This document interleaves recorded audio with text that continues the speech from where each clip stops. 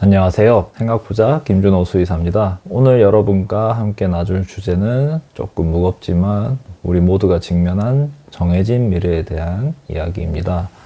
바로 현대자동차 노조의 보스턴 다이내믹스의 휴머노이드 로봇 아틀라스를 도입을 두고 벌이는 전쟁 이야기입니다. 최근 이제 현대차 노조 소식지를 보신 분들은 아시겠지만 디자인부터가 굉장히 강렬합니다. 노사 합의 없는 로봇 투입은 단 한 대도 용납할 수 없다는 선언. 이걸 보고 이제 누군가는 노동권 사수라고 말하지만은 다른 한편에서는 19세기 영국에서 있었던 러다이트 운동, 즉 기계 파괴 운동의 21세기 버전이라고 부릅니다. 오늘 영상에서는 왜 현대차 노조가 아틀라스에 민감하게 반응하는지, 그리고 우리가 흔히 말하는 피지컬 AI가 단순히 기계를 넘어 어떻게 이제 인간의 육체 노동을 대체해 나갈지, 마지막으로 이제 3월에 시행 예정인 노랑봉투법이 노동 공정의 자동화라는 쓰나미에 기름을 부을 것인지에 대해 냉정하게 짚어보도록 하겠습니다.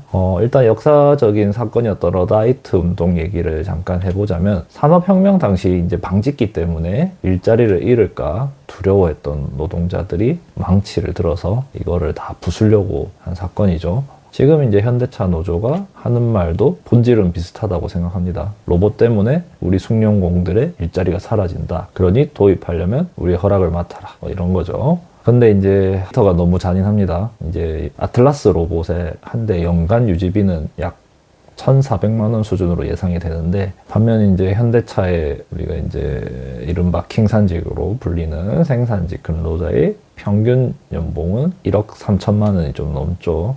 사측에서 이제 단순 이제 유지비로만 봐도 거의 10분의 1 가격이죠. 거기다가 로봇은 쉴 필요가 없죠. 24시간이라고. 파업은 안 하죠. 산재 걱정도 없고 그렇습니다. 이 상황에서 노조가 한 대도 도입 불가다 이렇게 외치는 건 이해가 되는 부분입니다. 하지만 이건 막는다고 막아지는 파도가 아닙니다. 지금 이제 테슬라는 옵티머스를 내년에 당장 투입을 하겠다고 하고, 중국은 이제 저가형 휴머노이드로 이제 산업 전반에 도입을 하고 있는 상황이죠. 실제로 현대차가 글로벌 경쟁에서 살아남으려면은 아틀라스 도입은 선택이 아니라 생존 문제랑 이제 직결이 되는 상황으로 가고 있습니다. 노조가 현재는 이제 수문장 역할을 하고 있지만은 이 거대한 흐름의 물길을 막는 보가 무너지는 순간 그 피해는 고스란히 어쩔 수 없이 이제 노동자들한테 돌아갈 수밖에 없는 구조입니다. 공정에서 이제 단순히 로봇팔이 용접하던 시대가 지나가고 있죠. 이제는 이제 피지컬 AI의 시대가 도래하고 있습니다. 이게 무서운 이유는 기존에 이제 공정에서 하던 로봇은 정해진 궤적, 정해진 작업만 하는 이제 목적으로 사용됐다면, 아틀라스 같은 휴머노이드 로봇은 AI를 통해 주변 상황을 인식하고 학습하고 적응한다는 게 무서운 점입니다. 이제 인간만이 할 수 있던 유연한 판단과 섬세한 조립 작업까지 로봇이 이제 수행을 할 수 있는 영역으로 들어왔다는 걸 뜻하거든요.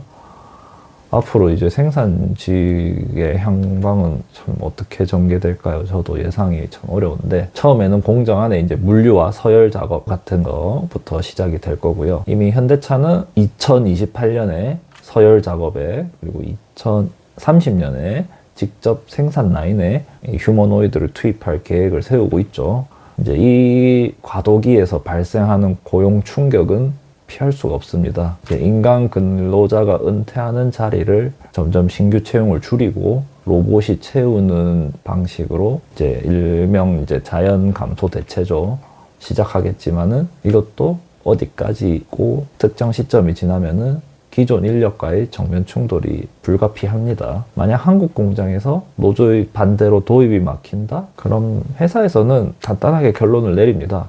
그러면 한국 공장은 물량을 줄이고 점점 신규 투자 안 하고 이제 규제가 자유로운 미국 시장이나 기타 이제 태백 공장으로 물량을 넘기겠죠. 거기서 이제 적극적으로 휴머노이드를 도입하고 해서, 기술이 인간을 대체하는 것보다 무서운 거는 기술을 무작정 거부하다가 일터 자체가 사라지는 시나리오입니다. 여기에 또 개입하는 또 다른 변수가 있는데요. 이제 올해 3월 시행 예정인 노란봉투법인데요. 이 법의 핵심은 사용자 개념을 확대해서 하청 노조가 원청과 직접 교섭권을 확보하고 파업으로 인한 손해배상 책임을 제한하는 법인데요. 당연히 이제 노동계는 환영하는 법안이지만 경영계 입장에서는 어떡할까요? 이제 사람을 쓰는 것 자체가 굉장히 리스크가 높아졌다고 느낄 겁니다. 그래서 원청인 현대차 입장에서는 수많은 하청업체 직원들과 이제 직접 협상 테이블에 앉아야 하고, 파업이 일어나서 영업 손해, 기물 손해 이런 게 일어나도 손해를 보전받기가 힘들어지죠. 그러면 기업은 어떤 선택을 할까요? 당연히 사람을 안 쓰는 방향으로 속도를 낼 수밖에 없습니다. 아이러니하게도 노동권을 보호하겠다는 취지의 법이 기업에게는 이렇게 되면 로봇 도입 비용이 아무리 비싸도 사람 쓰는 예측 불가능한 리스크보다는 싸다는 확신을 주게 됩니다. 즉, 노란봉투법은 현대차 같은 대기업이 피지컬 AI와 자동화에 천문학적인 돈을 투자하게 만드는 강력한 트리거가 될 겁니다. 노동자들을 위한 법이 오히려 노동자의 자리를 없애는 자동화를 가속하는 아이러니한 상황이 펼쳐지는 거죠. 결론을 맺어보겠습니다. 지금 현대차 노조가 아틀라스를 반대하는 것은 역사적으로 반복되어 온 기술 진보와 노동 간의 갈등입니다. 하지만 이번엔 조금 다른 문제가, AI는 인간의 지능을, 피지컬 로봇은 인간의 육체를 동시에 대체를 하고 있습니다. 우리가 집중해야 될 것은 이제 어떻게 막을 것인가는 이미 좀 지난 것 같습니다. 이제 이 대-AI 시대에 어떻게 살아남을 것인가에 대한 고민이 필요한 시점입니다.